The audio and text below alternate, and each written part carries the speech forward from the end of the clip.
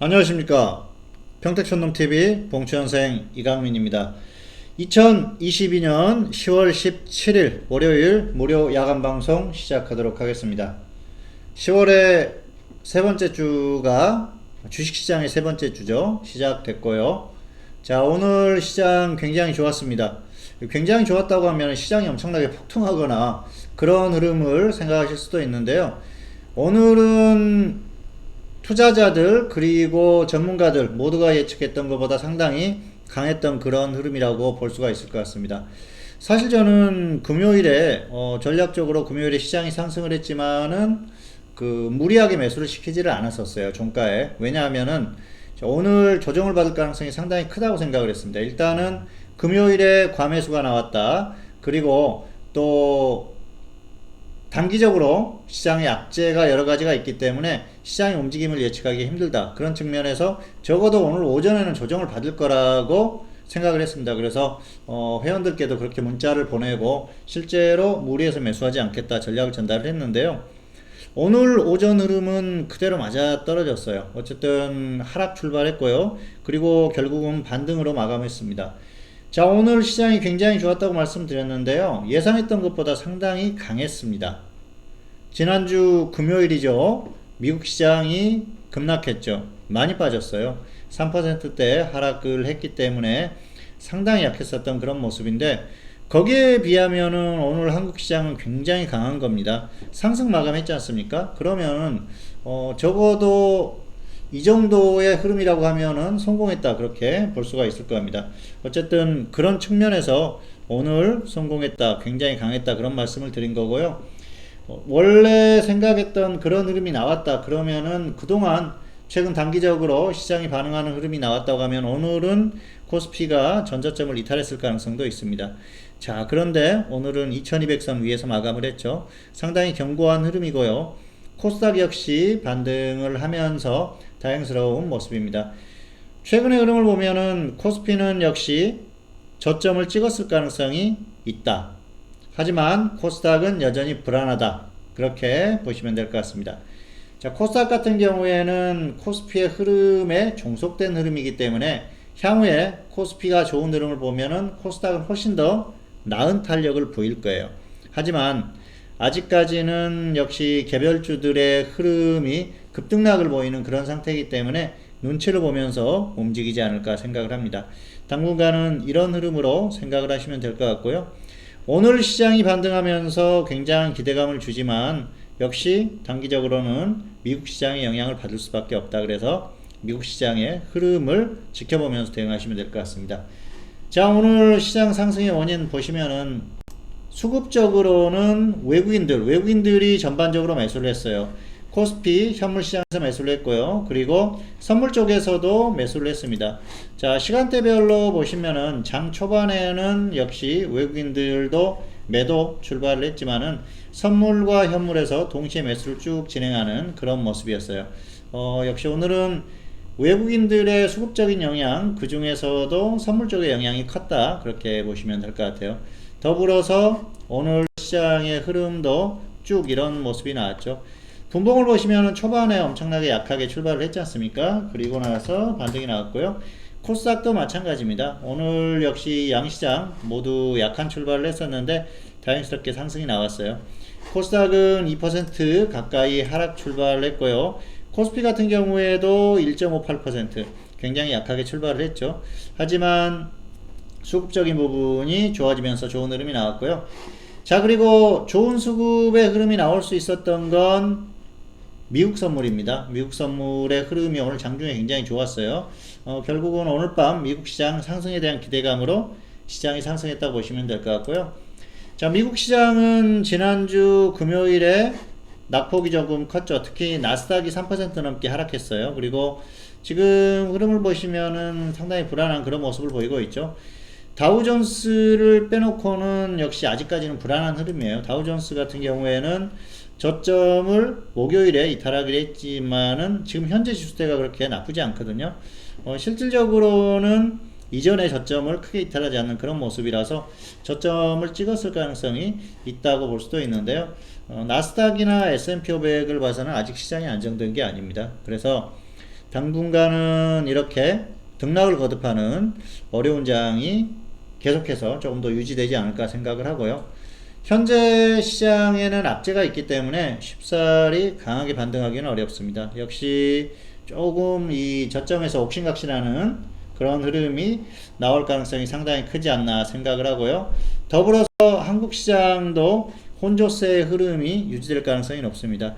여기에서 크게 아주 강하게 반등이 나오기는 어려워요. 당분간 최소한 10월까지는 이 흐름이 유지될 가능성이 크고요. 11월 이후에 그 이후에는 또 향후에 어떤 흐름이 나오는지는 조금 더 지켜봐야 될 것 같습니다. 자, 막연하게 연말이니까 무조건 랠리를 보일 것이다, 뭐 그런 기대를 할 수 있는 시장은 아니에요. 어쨌든 당분간은 혼조세의 흐름을 예상을 하고 거기에 맞게 대응을 하시면 될 것 같습니다. 자, 시황은 이 정도로 정리를 하겠고요. 다음은 이슈를 정리하도록 하겠습니다. 첫 번째 이슈는 금리 인상입니다. 금리 인상. 자, 굉장히 중요한 문제죠. 그동안 시장을 흔들었던 문제인데요. 지금은 이제 금리에 대한 부분은 시장에 거의 반영이 됐다. 100%는 아니지만 95% 이상 반영이 됐다, 그렇게 보시면 될 것 같아요. 자, 그러면 앞으로 금리가 시장에 미치는 영향은 굉장히 제한적이다, 그렇게 볼 수가 있겠죠. 올해, 자, 작년 미국 시장 같은 경우에는 올해 고점을 찍고 지금까지 쭉 빠졌지 않습니까? 이렇게 빠진 원인이 결국은 금리예요. 금리의 영향으로 1년 가까이 시장이 하락했다. 그러면은 이 정도면 충분히 반영이 됐다고 볼 수가 있겠거든요. 그리고 향후에 금리 인상에 대한 그런 부분, 이런 것들은 이미 시장이 다 알고 있는 부분이에요. 그렇기 때문에 여기에서 아주 크게 영향을 받지는 않을 것이다, 그렇게 보고 있습니다. 자, 그래서 금리 부분은 다음번에 0.75%를 인상할 가능성이 크지만 그 다음에는 역시 0.5%, 0.5%를 한두 번 정도, 그리고 그 다음은 0.25% 정도, 이렇게 점진적으로 인상폭을 낮추다가 쭉 그대로 그 상태를 유지할 가능성이 커요. 그리고 나서 3개월이든 6개월이든 유지한 후에 향후에 또 금리 인하에 대한 부분이 분명히 나올 거예요. 자, 적어도 금리가 0.5% 이상 인상이 되지 않는다. 그러면은 그때부터는 시장은 긍정적인 반응을 보일 가능성이 상당히 큽니다. 자, 그 시점이 되면은 시장이 본격적으로 상승을 하겠죠. 하지만 주식시장은 선반영이 되기 때문에 그 전에 이미 움직임이 있을 겁니다. 어쨌든 금리에 대한 부분은 이미 시장에 다 반영이 됐다, 그렇게 보시면 될 것 같아요. 자, 두 번째 이슈는 러시아 전쟁입니다. 현재 시장에 가장 큰 영향을 미치는 요인이죠. 러시아 전쟁이 사실은 이렇게까지 시장에 영향을 미칠 요인은 아니었었어요. 단기적으로 짧게 끝날 가능성이 상당히 컸는데 예상했던 것보다 우크라이나의 저항이 상당히 강합니다. 자, 우크라이나 저항이 강할 수 있었던 요인 여러 가지를 생각해 보면, 첫 번째로는 서방 국가들, 미국이라든지 또 유럽 국가들의 무기 지원이에요. 겉으로 드러난 걸로는 무기에 대한 지원인데 실질적으로는 무기를 판매하는 거죠. 그래서 이 무기를, 첨단 무기를 지원하는 게 상당히 컸어요. 그러므로 인해서 러시아군이 타격을 굉장히 크게 받았거든요. 뭐 여러 가지 또 시기적으로 오판했던 그런 부분도 있겠지만은, 그러면서 전쟁이 길어지고 있습니다. 자, 그래서 지금 일단은 이 러시아와 우크라이나의 전쟁이 길어졌다, 이게 가장 큰 원인이고요. 그로 인한 유가라든지 또 식품 가격 인상, 이런 것들이 전체적으로 물가에 영향을 미쳤어요.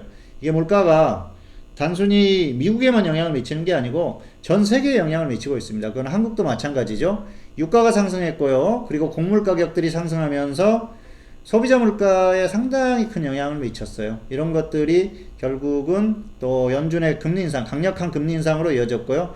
그로 인해서 전 세계적으로 금융시장이 타격을 받는 계기가 됐죠. 어쨌든 이런 부분.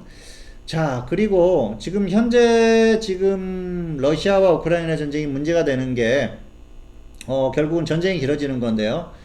젤렌스키 대통령이 최근에 그런 얘기를 했어요. 푸틴이 대통령으로 있는 한 협상이란 절대로 있을 수 없다. 자, 이 얘기는 무슨 얘기냐? 니들하고 협상하지 않겠다는 겁니다. 푸틴이 대통령에서 물러날까요? 그럴 가능성은 거의 없다고 봐야겠죠. 그렇기 때문에 협상을 하지 않겠다. 젤렌스키 입장에서는 이 전쟁이 굉장히 좋습니다. 본인은 우크라이나 국민들이 뭐 사망하는 것, 우크라이나가 파괴되는 것 전혀 고려치 않아요. 그런 지금 행보를 보이고 있어요. 뭐 그 사람이 그 생각을 가지고 있는지 없는지는 알 수가 없겠죠. 본인만 알겠죠. 그런데 최근의 행동들을 보면 그렇다는 것이죠. 왜냐? 전쟁이 발생하기 전에 젤렌스키의 지지율이 20%대였습니다. 그러면은 다시 선거를 치렀을 경우에는 굉장히 불리하겠죠. 그런 상태에서 이 전쟁은 본인에게는 어떻게 보면은 여러 가지 그 안 좋은 점들을 덮을 수 있는 그런 계기가 되지 않았나 생각을 하고요. 자, 그리고 이제 문제가 되는 게 결국은 이 전쟁이 러시아의 일방적으로 완벽한 승리로 끝날 줄 알았는데 그렇지 않다 보니까 최근에 러시아가 상당한 곤란을 겪고 있지 않습니까? 그러면서 결국은 푸틴이 핵무기 카드를 꺼내들었죠. 서방 국가들, 전문가들, 그리고 서방 국가들이 압박을 하고 있죠. 나토에서도 압박을 하고 있고요. 핵은 안 된다. 절대 사용하면 안 된다. 강력한 보복이 있을 거다. 얘기했는데요. 자, 전쟁이 발생하기 전에 뭐라고 그랬습니까? 러시아가 우크라이나를 침공하게 되면은 강력한 제재가 있을 것이다. 하지만 푸틴은 전혀 신경 쓰지 않았어요. 전쟁을 일으켰죠. 핵무기도 마찬가지입니다. 결국은 본인이 이 전쟁을 유리하게 끌고 갈 수 있냐, 없냐, 거기에 따라서 사용을 할지 안 할지 결정을 할 거예요.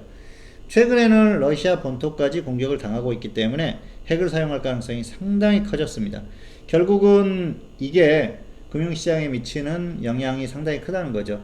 핵을 얼마를 어떻게 쓸지는 모르겠지만 핵을 사용한다는 것 자체는 충격을 줄 수밖에 없거든요. 그래서 여전히 시장이 혼조세의 흐름을 보일 수밖에 없다. 강하게 상승하기 어렵다. 그렇게 결론을 내릴 수밖에 없을 것 같습니다. 자, 이제 마지막 남은 건 러시아 전쟁입니다. 이게 끝나고 나면은 시장이 굉장히 좋은 탄력을 보일 거예요. 그런데 아직까지는 끝날 기미를 보이지 않고 있기 때문에 당분간 혼조세의 그런 흐름으로 보시면서 적절하게 대응을 하시면 될 것 같아요. 자, 특정 시기가 되면 시장이 상승을 하기 시작할 거예요. 금리에 대한 부분 때문에 그렇습니다. 그런데 그러다가 혹시라도 러시아와의 우크라이나의 전쟁이 아주 극단으로 치닫는다 그러면은 조정을 받을 수 있겠지만은 현재 위치보다는 훨씬 높은 데서 조정을 받겠죠. 그렇게 되면은 큰 문제가 아니에요.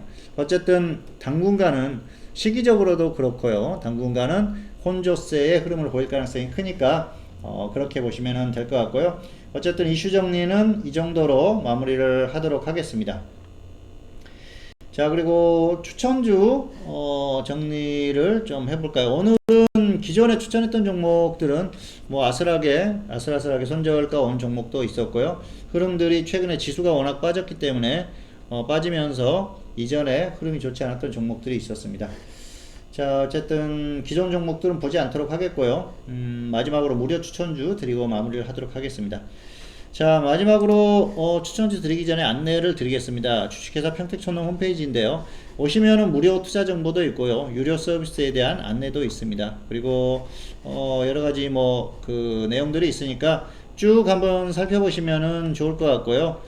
트위터도 있으니까 트위터 들어가 보시면은 이렇게 평택촌농 정호영 대표님의 트위터가 있습니다. 장중에 시장에 대한 그런 정보 이런 것들을 드리니까 이런 것들도 참고를 하시면은 좋을 것 같습니다. 자, 그리고 유료 서비스는 현재 평택촌농 정호영 대표님 그리고 저 봉수선생 전문가 유료 서비스가 있으니까요. 한번 클릭해서 들어가 보셔가지고 잘 활용을 하시면은 좋을 것 같습니다. 어쨌든 지금은 타이밍상으로 시기적으로 그리고 또 시장의 위치적으로 이 전문가 서비스를 활용할 만한 그런 구간이라고 생각을 합니다. 혹시라도 시장이 좋지 않았을 때 거기에 대한 대비가 될 수가 있고요. 그리고 또 전략적인 부분 여러가지 또 수익 극대화를 위해서 꼭 활용하시면 좋을 것 같습니다. 자, 마지막으로 무료 추천주 드리도록 하겠습니다. 자, 오늘 무료 추천주는 티플렉스입니다. 이거 지난주에 준 거 아닌가 그렇게 생각하실 수 있는데요. 지난주에 4,400원, 4,200원 그리고 손절 마이너스 5% 전략 말씀드렸는데요. 손절가가 왔어요. 아슬아슬하게 손절가가 와서 좀 아쉽습니다. 그래서 이 종목을 손절 마이너스 10% 했으면은 그냥 뭐 드릴 필요가 없는데 다시 한번 재추천하도록 하겠습니다. 왜냐면은 오늘 히토류 관련주들이 굉장히 움직임이 좋았었어요. 여러 종목들이 움직였고요. 최근에도 이 히토류 관련주들이 서서히 움직이기 시작합니다. 티플렉스도 그런 종목 중에 하나예요. 니켈 관련주로도 움직이고요. 그리고 또 히토류 관련주로도 움직임이 나오니까 이 종목은 단기적으로 접근할 필요가 있겠다 싶어서 다시 한번 가지고 와봤습니다. 자, 다만 지금 시장이 출렁이고 있으니까, 그리고 시장이 출렁일 때 조정을 받았으니까 출렁일 때 좀 조정 받으면은 그때 접근하시면 될 것 같고요. 무리해서 접근할 필요는 없다, 그렇게 말씀을 드리겠습니다. 자, 기준가 전달하겠습니다. 4,000원, 3,800원, 4,000원, 3,800원 분할 매수고요. 손절은 마이너스 5%, 수익은 플러스 30% 이상 보시면 될 것 같습니다. 자, 이 종목 거의 최저점 수준이기 때문에 움직이면 30% 이상은 충분히 나올 수 있는 종목이에요. 그래서 또 가격 오면은 한번 접근을 해보셔도 크게 무리가 없을 것 같습니다. 2022년 10월 17일 월요일 무료 야간 방송, 오늘 전달할 내용은 다 전달을 해드렸습니다. 자, 오늘 방송 여기서 마치도록 하겠고요.